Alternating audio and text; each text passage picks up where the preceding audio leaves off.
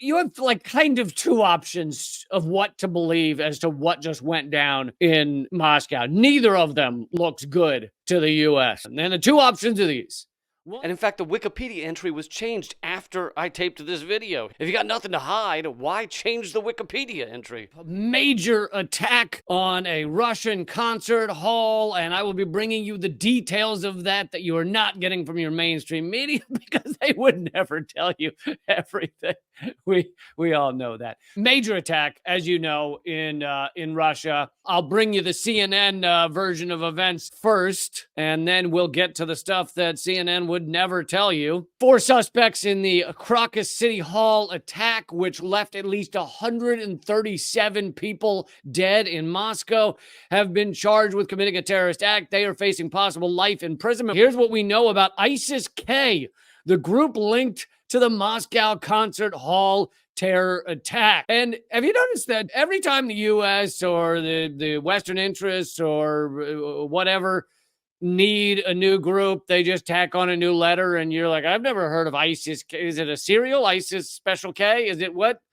ISIS K? Whenever they need, they're like, oh, new bad guy, ISIS Expedia just popped up, and oh, okay.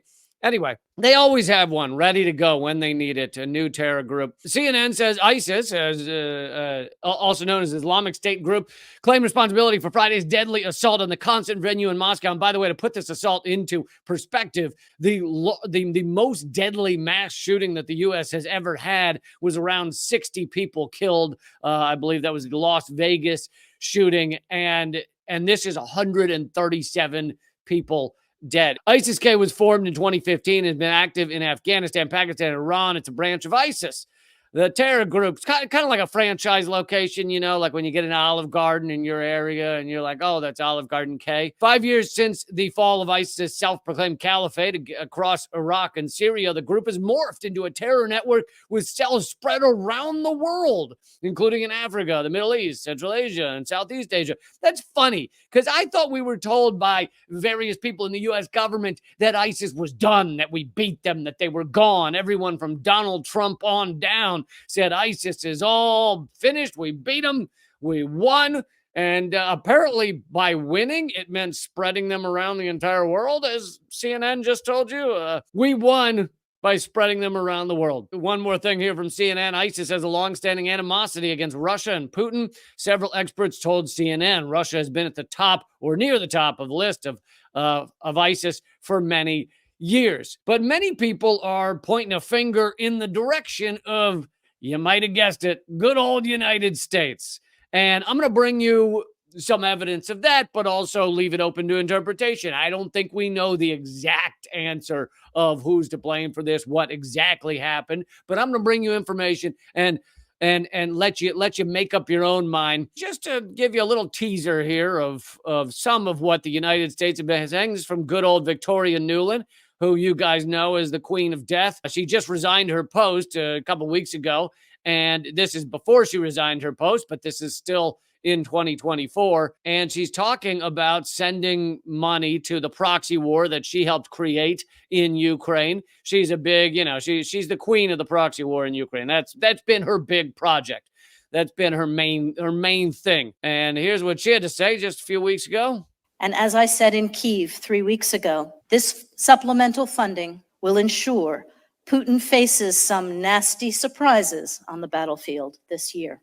Nasty surprises. Well, boy, an attack on a concert hall outside Moscow that kills 130,000 people. That sounds like a nasty surprise, doesn't it? But that alone does not mean the U.S. was definitely behind this. Let me bring you some more information about IsisK. This is the head of IsisK, Shahab al-Mahajir. And again, this is Wikipedia. This is not some edgy little blog on the outskirts of the internet. He worked as a subcontractor of a security company and frequented Bagram Airfield, the U.S. airfield, right? Frequented Bagram Airfield, worked with a subcontractor of a security company. Afghan journalist Bilal Sawari reports that Ghaffari was a special guard of then first vice presidents Dostum and Saleh, and those were U.S.-backed vice presidents. So this shows him working extensively with the U.S., I mean, at least to some degree, U.S. contractors, U.S. backed vice presidents. And then apparently he also worked, with Saleh, which is what I just said, Amrullah Saleh, who was chief of the NDS, which is Afghanistan's, when Afghanistan had a U.S. backed government, NDS was the intelligence agency in Afghanistan. So he was working for basically the head of the intelligence agency in Afghanistan when it was U.S. backed. And some people have called the NDS and Saleh the CIA's right-hand man in Afghanistan. So this guy, who is or was recently the head of IsisK, has a lot of connections to the U.S. and the CIA. And in fact, the Wikipedia entry was changed after I taped this video. Here it is before, and here it is after, with the Bagram info removed. If you got nothing to hide, why change the Wikipedia entry?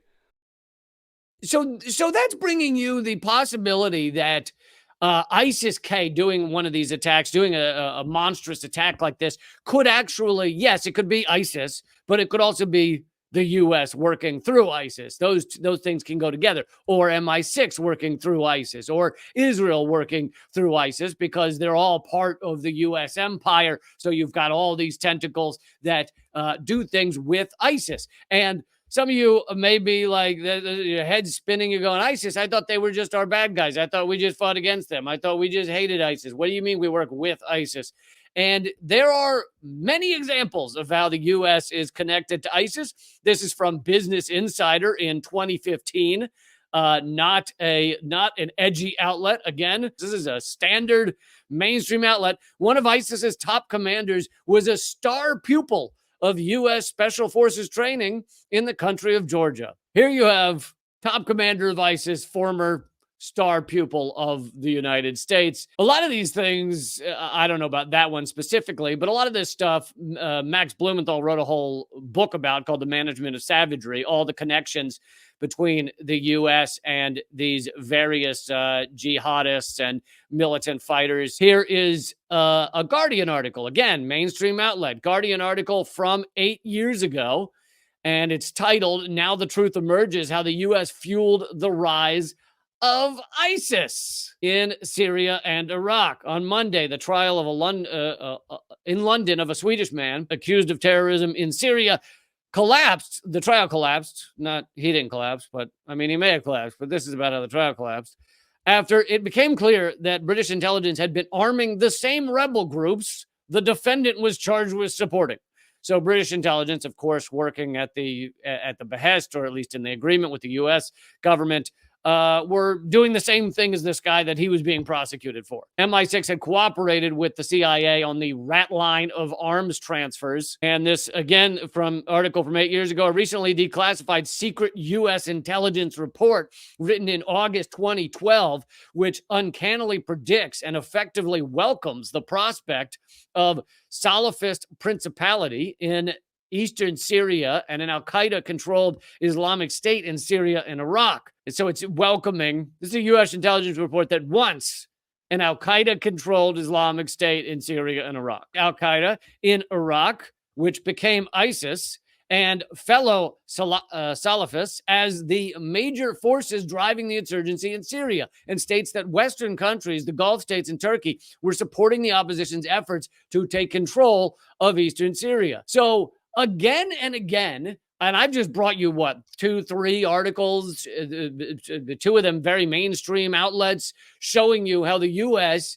funded, armed, furthered ISIS, wanted ISIS, built ISIS in various ways in order to fight in Syria and Iraq. But on top of that, the U.S. always needs a big bad terrorist group to fight against in order to continue to dump literally trillions of dollars, if you count our entire military budget, into these games. Trillions of dollars have to be funneled into this. And if you don't have a bad guy, if you don't have a big evil ISIS to send that money, to spend that money fighting, then how are you going to justify that to the world, to the American people? So instead, they always have these big baddies that they're willing to dump all this money into. I mean, that's the thing, is these leaked reports come out revealing all this stuff. And then people, average Americans, but also all your mainstream media, then just move on and ignore it all, or they cover it for a minute and then act like it never exists again.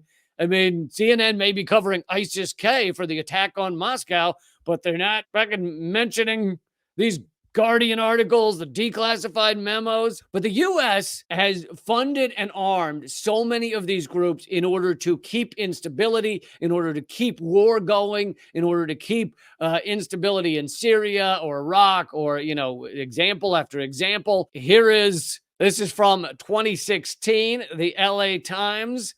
In Syria, militias armed by the Pentagon fight those armed by the CIA. Talk about keeping instability, keeping conflict. We were funding both sides of various conflicts. We also were funding and arming the Taliban as we were fighting the Taliban in Afghanistan.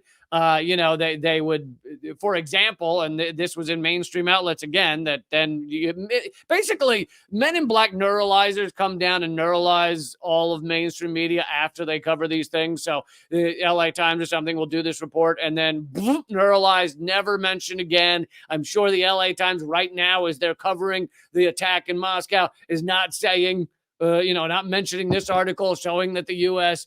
funds and arms these groups, and then goes, oh my God, look what IsisK did.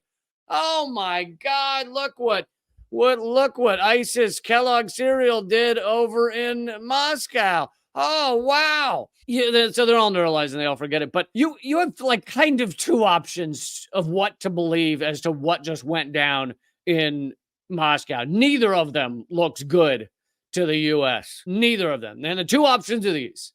One is the U.S. actually put, paid people, put through various intermediaries, put IsisK or whatever the hell up to this and wanted it to happen in order to destabilize Russia, but also in order to get Russia fighting with allies as well. And in fact, I haven't brought you that story yet, so let me bring that to you now. Here's Business Insider, again, mainstream outlet, saying that the Moscow terror attack could drive a wedge between Russia and one of its longtime allies, Tajikistan. Oh, wow, Business Insider, you sure are eager to drive wedges between Russia and their allies. Sure are eager to blame one of Russia's allies for this attack. But anyway, so get back to the two things we could believe right now, that and both I'd say are possibilities from the evidence I've seen, but maybe someone has more evidence. But the evidence I've seen, two things are possibilities. One is U.S. absolutely, CIA, fingers on this, put these people up to it. The other, which is slightly more favorable to the United States, but still not good, is that IsisK or whatever the hell did this all on their own and with no input from the U.S., but still ISIS in general, including IsisK through G plus P and Z, would not exist without the U.S. doing the U.S. shit. Without us going into the Middle East and destroying these countries and destroying Iraq and sending everybody off into the hinterlands with their guns and helping to destroy Syria, and without the U.S. funding and arming these groups, even if it was 5 years ago, and we haven't armed IsisK and it's got to be 3 weeks now. We have nothing to do with them. Even if that's the case, you still helped build up these people that did this attack, apparently. So those are your two options. And I don't think your mainstream media is giving you those two options, right? Oh, yeah, and I forgot to mention that the U.S., many have talked about the fact that the U.S. warned U.S. citizens in Russia to not go to concert venues. Here's the quote: "The embassy is monitoring reports that extremists have immediate plans to target large gatherings in Moscow to include concerts, and U.S. citizens should be advised to avoid large gatherings over the next 48 hours. They stated that on March 7th, so less than 20 days ago. ISIS claimed responsibility for the attack. When they put out that report, when the U.S. put out that report saying, beware American citizens, concert halls, etc., Russian President Putin dismissed the U.S. warnings as, quote, blackmail. just days before the attack. Putin said, quote, all this resembles outright blackmail and the intention to intimidate and destabilize our society. So that happened before the attack. The U.S. was warning Americans not to go to concert halls. Now, some people are pointing to that and saying, see, the U.S. did it. If the U.S. didn't do it, why would they put out that warning before it happened? But I actually think that, here's the thing, the U.S. doesn't actually care about American citizens like at all. So I don't actually think the U.S. government would care if U.S. citizens got hit in a concert attack that much. So if the U.S. was planning something like this, it actually seems to me unlikely they would put out that type of report saying, beware, about to happen. But like I said, even if the U.S. didn't put these guys up to this specifically, they helped create ISIS. Like there are countless articles you can go read right now about how important the U.S. was and is in the rise of ISIS, in the now apparently in the making ISIS something that's around the world. Yeah, it's all there. It's all there for the finding. But instead, your mainstream media ignores all of this and just says, IsisK, those bastards.